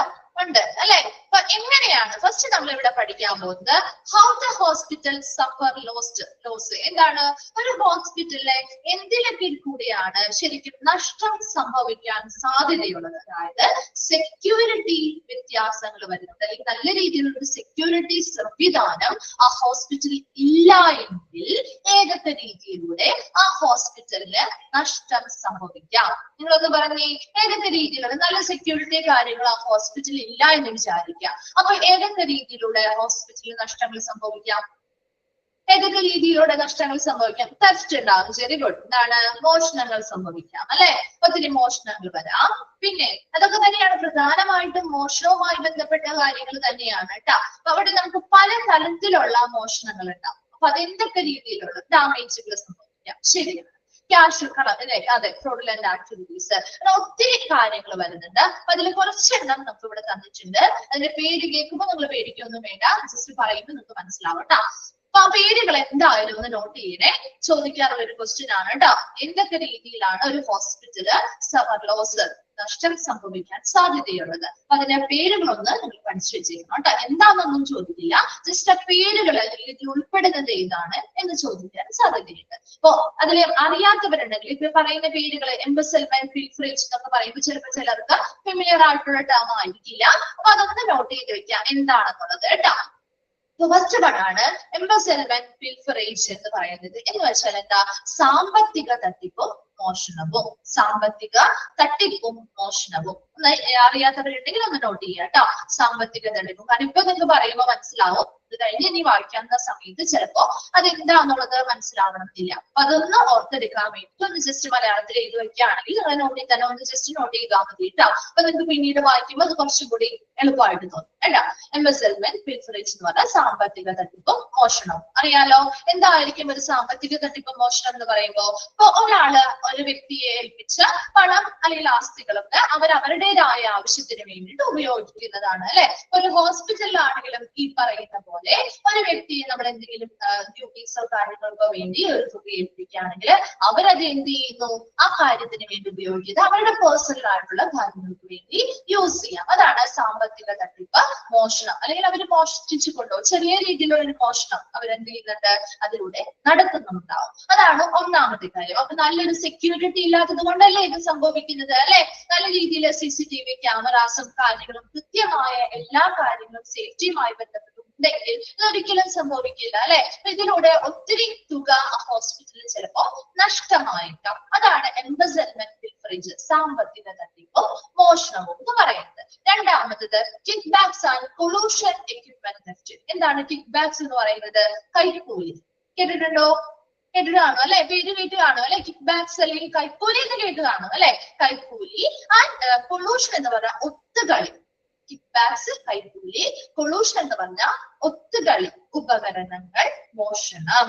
അപ്പൊ കിക്ക് ബാക്സിലൂടെ, അതായത് കൈക്കൂലിയിലൂടെ അല്ലെങ്കിൽ ഒത്തുകളിച്ചുകൊണ്ട് ഉപകരണങ്ങൾ മോഷ്ടിക്കുക എന്ന് വെച്ചാൽ എന്താണ്? എന്ന് വെച്ചാൽ എന്താ? നല്ലൊരു സെക്യൂരിറ്റി ഇല്ല. അപ്പൊ ഇവിടെ ആരാണ് അവിടെ കൈക്കൂലി വാങ്ങുന്നതും അവിടെ ഒത്തുകളിക്കുന്നതും? ആരായിരിക്കും? കിക്ക് ബാക്സ് ആൻഡ് കൊളൂഷൻ എന്ന് പറയുമ്പോൾ അവിടെ ആരായിരിക്കും? അവിടുത്തെ ജീവനക്കാർ തന്നെയാണ് അല്ലെ? ശരിയാണ്, അവിടുത്തെ ജീവനക്കാർ തന്നെ. അവരുടെ ജീവനക്കാർക്ക് മനസ്സിലായി ഇവിടെ അധികം സെക്യൂരിറ്റി കാര്യങ്ങളോ ഒന്നുമില്ല അല്ലെ? അവിടെ നിന്ന് എന്ത് സാധനം കൊണ്ടുപോയാലും ആരും കണ്ടുപിടിക്കാൻ പോകുന്നില്ല. അത് അവിടേക്ക് അറിയാം. അപ്പൊ അവരെന്ത് ചെയ്യുന്നു? മറ്റുള്ള ആളുകളിൽ നിന്ന് പണമോ കാര്യങ്ങളോ ഒക്കെ വാങ്ങിച്ച്, കൈക്കൂലിയൊക്കെ വാങ്ങിച്ച് അവരുമായിട്ട് ഒത്തുകളിച്ച് ഇവിടെ നിന്ന് ഉപകരണങ്ങള് പലതും മോഷ്ടിച്ചു കൊണ്ട് പോവാനായിട്ട് അവരെ സഹായിക്കുകയാണ് ചെയ്യുന്നത്. ഇവര് ചെയ്യില്ല, അവന് പകരം അവരെന്ത് ചെയ്യുന്നു? മറ്റുള്ള ആളുകളുമായി കൂടി ആലോചിച്ച് കൈക്കൂലിയൊക്കെ വാങ്ങിച്ച് മറ്റുള്ളവർക്ക് അതിനുള്ള സൗകര്യങ്ങൾ ഒരുക്കി കൊടുക്കുകയാണ് ചെയ്യുന്നത് അല്ലെ? Kickbacks and collusion equipment theft എന്ന് പറയുന്നത്. Then third one ആണ് പേഴ്സണൽ പ്രോപ്പർട്ടി തെഫ്റ്റ്, വ്യക്തിഗത സ്വത്ത് മോഷണം. അതായത് ഒരു വ്യക്തികൾക്കും പേഴ്സണൽ ആയിട്ട് അവരുടേതായിട്ടുള്ള വ്യക്തിഗത പ്രോപ്പർട്ടി തെഫ്റ്റ് എന്ന് പറയുമ്പോൾ പ്രധാനമായിട്ടും വരുന്നത് നമ്മുടെ ഹോസ്പിറ്റലിലേക്ക് ഇമ്പോർട്ടന്റ് ആയിട്ടുള്ള കുറെ റെക്കോർഡ്സ് കാര്യങ്ങളൊക്കെ ഉണ്ടാവും അല്ലെ. അത് ഹോസ്പിറ്റലിന്റെ പേഴ്സണൽ പ്രോപ്പർട്ടി അല്ലേ, ആണോ? ഒരു ഹോസ്പിറ്റലിലെ വ്യക്തിഗതമായിട്ടുള്ള പ്രോപ്പർട്ടീസ് ആണ് അല്ലെ. അപ്പൊ അതൊന്നും ശരിക്കും മറ്റൊരാൾക്ക് അത് എന്താണ് അത് ലഭ്യമാകാനുള്ള ഒരു റൈറ്റ്സ് ഇല്ല. അതേസമയം ഈ പറയുന്ന സെക്യൂരിറ്റി കുറവ് മൂലം അത് ശ്രദ്ധിക്കപ്പെടാതെയും പല കാര്യങ്ങളും പുറത്തേക്ക് ഇവിടെ നിന്ന് എന്ത് ചെയ്യാം, മോഷ്ടിക്കപ്പെട്ട് പോവാനുള്ള സാധ്യതയുണ്ട്. അതാണ് പേഴ്സണൽ പ്രോപ്പർട്ടി തെഫ്റ്റ് എന്ന് പറയുന്നത്. ഹോസ്പിറ്റലുമായി ബന്ധപ്പെട്ട പ്രധാന രേഖകളും റെക്കോർഡുകളും റിപ്പോർട്ടുകളും ഒക്കെ ഇവിടെ നിന്ന് മോഷണം പോവാം. Then payroll fraud and theft എന്ന് വെച്ചാൽ എന്തായിരിക്കും? പേറോൾ എന്ന് പറഞ്ഞാൽ ശമ്പള തട്ടിപ്പോ മോഷണവും അല്ലെ. That include frauding, punching the time clock. ചില സ്ഥാപനങ്ങളിൽ ടൈം ക്ലോക്ക്, അതായത് നമുക്ക് പഞ്ച് ചെയ്യുന്ന സംവിധാനങ്ങളുണ്ട് അല്ലെ. ജോലിക്ക് പ്രവേശിക്കുമ്പോൾ പഞ്ച് ചെയ്ത് കയറണം, ജോലിയിൽ നിന്ന് തിരിച്ചിറങ്ങുമ്പോഴും പഞ്ച് ചെയ്ത് വേണം ഇറങ്ങാനായിട്ട്. ഒത്തിരി സംവിധാനങ്ങൾ അതുമായി ബന്ധപ്പെട്ടിട്ടുണ്ട്. അപ്പൊ അതിലെന്തെങ്കിലുമൊക്കെ തിരിമറികൾ ചെയ്യുക. അതായത് കൃത്യമായിട്ട് ഇപ്പൊ ഒരാൾ അവിടെ ഡെയിലി ഇപ്പൊ ചിലപ്പോ ഇന്ന് ജോലിക്ക് വന്നിട്ടുണ്ടാവില്ല, പക്ഷെ അവരെന്ത് ചെയ്യുക, പഞ്ചിങ് ബ്ലോക്കില് പലതരത്തിലുള്ള തട്ടിപ്പുകൾ നടത്തി അവരത് അവിടെ പ്രസന്റ് ആയിരുന്നു എന്ന് വരുത്തി തീർക്കാൻ പറ്റും. അപ്പൊ അങ്ങനെ പ്രസന്റ് ആയിരുന്നു എന്ന് വരുത്തി തീർത്താൽ അന്നത്തെ ദിവസം സാലറി അവർക്ക് കിട്ടില്ലേ? കിട്ടുമോ? റെക്കോർഡിൽ അവർ പ്രസന്റ് ആണ്, അപ്പൊ അവർക്ക് അന്നത്തെ ദിവസം സാലറി കിട്ടില്ലേ? അതുപോലെ തന്നെ ചിലപ്പോ അവർ ഹാഫ് ഡേ ലീവ് എടുത്തിട്ടുണ്ടാവാം, അതൊന്നും ഇതിൽ കാണിക്കാതെ അവരെന്ത് ചെയ്യുന്നു, ആ ടൈം ക്ലോക്ക് പഞ്ചിങ്ങുമായി ബന്ധപ്പെട്ട് പലതരത്തിലുള്ള തട്ടിപ്പുകൾ നടത്തി അവിടെ അവർ ശമ്പളവുമായി ബന്ധപ്പെട്ട തട്ടിപ്പുകളും മോഷണങ്ങളും നടത്തുന്നുണ്ട്. Then cash theft. Cash theft പ്രധാനമായിട്ടും ആരായിരിക്കും ചെയ്യാം? ക്യാഷ് ആരാണ് കൂടുതലും കൈകാര്യം ചെയ്യുന്നത്? ക്യാഷിയേഴ്സ് ആണ് അല്ലെ. മെയിൻ ക്യാഷിയേഴ്സ് ആവാം, അല്ലെങ്കിൽ അവരുടെ കീഴിൽ വരുന്ന സബ്സിഡിയറി ക്യാഷിയേഴ്സ് ആവാം. ആൻഡ് കഫറ്റീരിയയില് മറ്റൊരു അതിന് വേണ്ടിയിട്ട് സെപ്പറേറ്റ് ആയിട്ട് ഒരു ക്യാഷിയർ ഉണ്ടാവും അല്ലെ. ഇവർക്കൊക്കെയാണ് പ്രധാനമായിട്ടും ഇതിൽ ഉൾപ്പെടുന്ന ആളുകൾ എന്ന് പറയുന്നത്. ക്യാഷ് തെഫ്റ്റ് അല്ലെ, പൈസ മോഷ്ടിക്കുന്നതുമായി ബന്ധപ്പെട്ട് മെയിൻ ക്യാഷിയേഴ്സ് ആവാം, അവരുടെ കീഴിൽ വരുന്ന ക്യാഷിയേഴ്സ് ആവാം, അതുപോലെ കഫറ്റീരിയ ക്യാഷിയേഴ്സ് ആവാം. Fraudulent practices in purchasing, receiving and storing. എന്താ വഞ്ചനാപരമായ രീതികൾ? ഫ്രോഡുലന്റ് പ്രാക്ടീസ് എന്ന് പറഞ്ഞാൽ വഞ്ചനാപരമായ രീതികൾ. അതായത് ഇപ്പൊ കൃത്യമായിട്ട് ഇത്ര സമയം സാധനങ്ങൾ പർച്ചേസ് ചെയ്യണമെന്നുണ്ടെങ്കിൽ അതിൽ പലതരത്തിലുള്ള തട്ടിപ്പുകൾ നടത്താം. സാധനങ്ങൾ റിസീവ് ചെയ്യുന്നതുമായി ബന്ധപ്പെട്ട്, സ്റ്റോർ ചെയ്യുന്നതുമായി ബന്ധപ്പെട്ട് അല്ലെ. സെക്യൂരിറ്റി ഇല്ലെങ്കിൽ എന്താ, അവര് പർച്ചേസ് ചെയ്യുമ്പോൾ ചിലപ്പോൾ അവർക്ക് ആവശ്യമുള്ളത് കൂടി അവർ പർച്ചേസ് ചെയ്യാം അല്ലെ. അവരുടെ പേഴ്സണൽ ആയിട്ട് ആവശ്യമുള്ള സാധനങ്ങൾ പർച്ചേസ് ചെയ്ത് അവർക്ക് പുറത്ത് എന്ത് ചെയ്യാം, വിൽക്കാൻ പാടില്ലേ? അതിൽ നിന്ന് എന്താണ് തട്ടിപ്പുകൾ നടത്തി. അതുപോലെ തന്നെ റിസീവ് ചെയ്യുന്ന സാധനങ്ങൾ കുറച്ച് കാണിച്ച് അവർക്ക് ബാക്കി വരുന്നത് അവർക്ക് പുറത്തേക്ക് കൊണ്ടുപോവാം അല്ലെ. സ്റ്റോറുമായി ബന്ധപ്പെട്ടും ഇതുപോലെയുള്ള പലതരത്തിലുള്ള വഞ്ചനാപരമായ തട്ടിപ്പുകൾ നടത്താൻ സാധ്യതയുണ്ട്. ലാസ്റ്റ് വരുന്നതാണ് ഫ്രോഡിങ് രജിസ്റ്റേഴ്സ്. രജിസ്റ്ററുകളില് റെക്കോർഡുകളില് ബില്ലിങ്ങുമായി ബന്ധപ്പെട്ട് പലതരത്തിലുള്ള തട്ടിപ്പുകൾ നടത്താം. ആൻഡ് കമ്പ്യൂട്ടർ ഫ്രോഡ്, കമ്പ്യൂട്ടറുമായി ബന്ധപ്പെട്ടും പലതരത്തിലുള്ള ഇൻഫർമേഷൻസ് കാര്യങ്ങളൊക്കെ തട്ടിപ്പുകൾ നടത്താൻ സാധ്യതയുണ്ട്. ഇങ്ങനെയുള്ള പലതരത്തിലുള്ള മോഷണങ്ങളിലൂടെയും തട്ടിപ്പുകളിലൂടെയും നല്ല സെക്യൂരിറ്റി ഇല്ലാത്തത് കൊണ്ട് ആ ഹോസ്പിറ്റലിന് ഒത്തിരി നഷ്ടങ്ങൾ സംഭവിക്കാൻ സാധ്യതയുണ്ട്. ഉണ്ടോ? സംഭവിക്കാൻ സാധ്യതയുണ്ടോ? സംഭവിക്കാൻ സാധ്യതയുണ്ടോ? ഉണ്ട്. അപ്പൊ വേഗം ഒന്ന് വായിച്ചു നോക്കി. How the hospital suffer loss.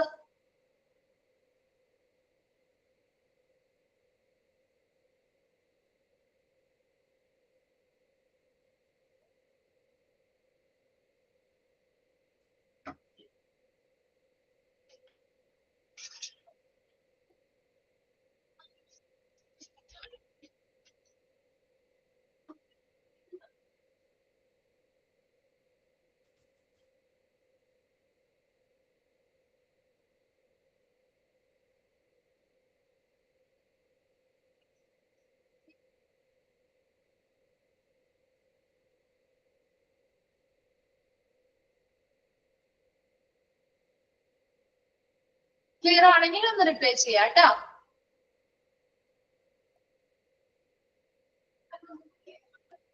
Fourth പോയിന്റോ പേറോൾ ഫ്രോഡ് ആൻഡ് തെഫ്റ്റ് എന്നാണോ? അതാണോ മിസ് പറയണ്ടേ? പേഴ്സണൽ പ്രോപ്പർട്ടി തെഫ്റ്റ് എന്ന് പറഞ്ഞാല് ഇപ്പൊ ഹോസ്പിറ്റലിൻ്റെതായിട്ടുള്ള പലതരത്തിലുള്ള വ്യക്തിഗതമായ ഇൻഫർമേഷൻസും കാര്യങ്ങളും അവർ സ്റ്റോർ ചെയ്തിട്ടുണ്ടാവില്ലേ?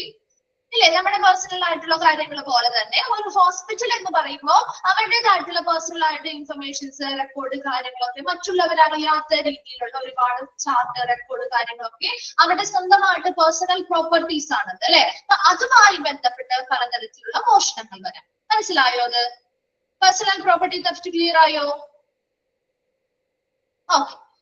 ഫോർത്ത് വൺ പറയുന്നത് പേറോൾ ഫ്രോഡ് ആൻഡ് തെഫ്റ്റ് എന്ന് പറഞ്ഞാല് ശമ്പള തട്ടിപ്പും മോഷണവും. അതായത് ശമ്പളവുമായി ബന്ധപ്പെട്ട പലതരത്തിലുള്ള തട്ടിപ്പുകൾ നടത്തുക. ഇപ്പൊ നമ്മൾ പഞ്ചിങ് സിസ്റ്റം ഒക്കെ വെച്ചിട്ടുണ്ടെങ്കിൽ അതില് പലതരത്തിലുള്ള തട്ടിപ്പുകൾ, ടൈം ബ്ലോക്കിലൊക്കെ വ്യത്യാസങ്ങൾ വരുത്തി ചിലപ്പോ ഇന്ന് പ്രസന്റ് അല്ലാത്ത ആള് ചിലപ്പോ പ്രസന്റ് ആന്ന് വരുത്തി തീർക്കുക, അല്ലെങ്കിൽ എന്താണ് ഇപ്പൊ ഹാഫ് ഡേ ലീവ് എടുത്തിട്ടുണ്ടെങ്കിൽ അത് ഫുൾ ഡേ ആയിട്ട് അവിടെ ഉണ്ടായിരുന്നു എന്ന രീതിയിൽ വരുത്തി തീർക്കുക.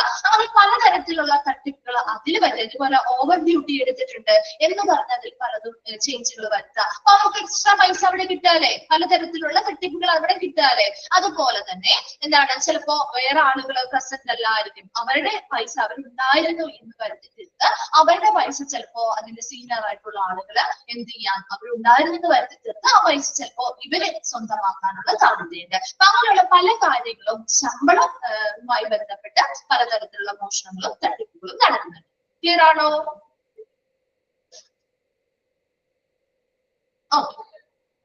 ഓക്കെ ആണോ എല്ലാവർക്കും? ഓക്കെ. ഇത്രയും വരെ അടുത്ത ക്ലാസ്സിൽ ഒന്ന് വായിച്ചിട്ട് വരാം കേട്ടോ. ബാക്കി നമുക്ക് നെക്സ്റ്റ് ക്ലാസ്സിൽ എടുക്കാം. Thank you.